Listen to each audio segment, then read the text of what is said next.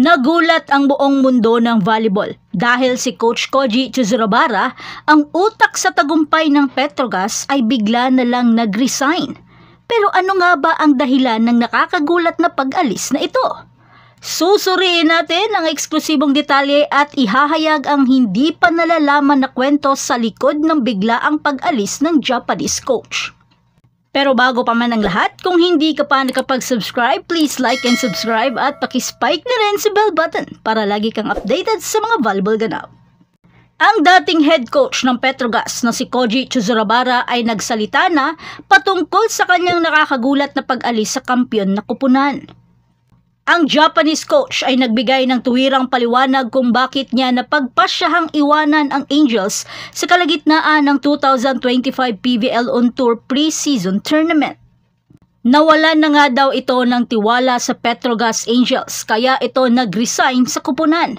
Saad ito ni Coach Koji. Binanggit rin ni Chizurabara ang paulit-ulit na pagkakamali ng kupunan na aniya ay naging dahilan rin ng kanyang pagbibitiw.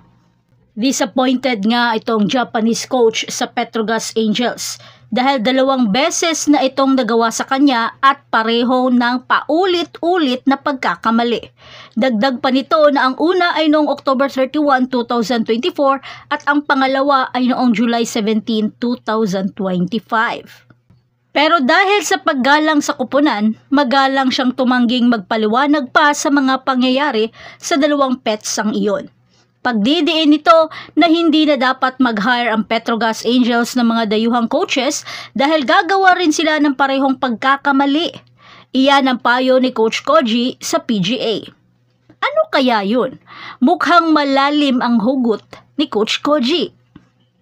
At kahit wala pang bakanting posisyon sa pagko-coach sa liga, ang 2024 to 2025 PVL All-Filipino Conference Champion Coach ay nananatiling bukas sa posibilidad kung may ibang kupunan ang tatawag sa kanya sa PVL maliban lamang sa Petrogas. Of course. My agent is currently looking for another team. If another PVL team needs me, I will sign with them. Saad ito ni Coach Koji. Inanunsyo ng Petrogas ang kanilang paghihiwalay kay Chizurabara noong Biyernes na siyang araw din ng kanyang pag-uwi sa Japan. Magpapahinga na siya ngayon at magpaplano para sa kanyang susunod na pagtuturo. Ano kaya ang masasabi ng Petrogas Angels Management sa naturang statement ng Japanese coach? Sa ngayon mukhang wala pang sagot ang Petrogas. Pero ano kaya sa tingin nyo ang talagang may problema? Ngayong nagsabi na siya ng kanyang saloobin, ano kaya ang mangyayari kay Coach Koji Chizurabara? May kupunan kayang makakakita sa kanyang talent at bibigyan siya ng pagkakataong manguna muli patungo sa tagumpay? Aantayin na lang natin ang takbo ng panahon. Pero isang bagay ang tiyak, ang kanyang hindi inaasahang pag-alis sa Petrogas ay nag-iwan ng malaking marka sa Philippine volleyball scene. 3, 2, 1, go!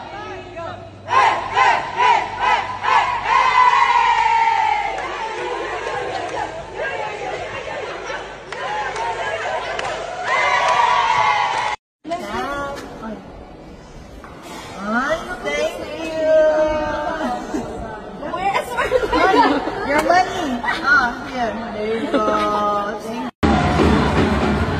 Congrats, Petro!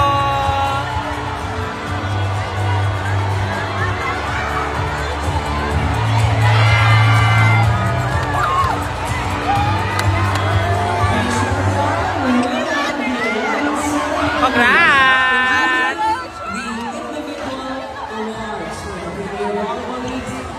Me?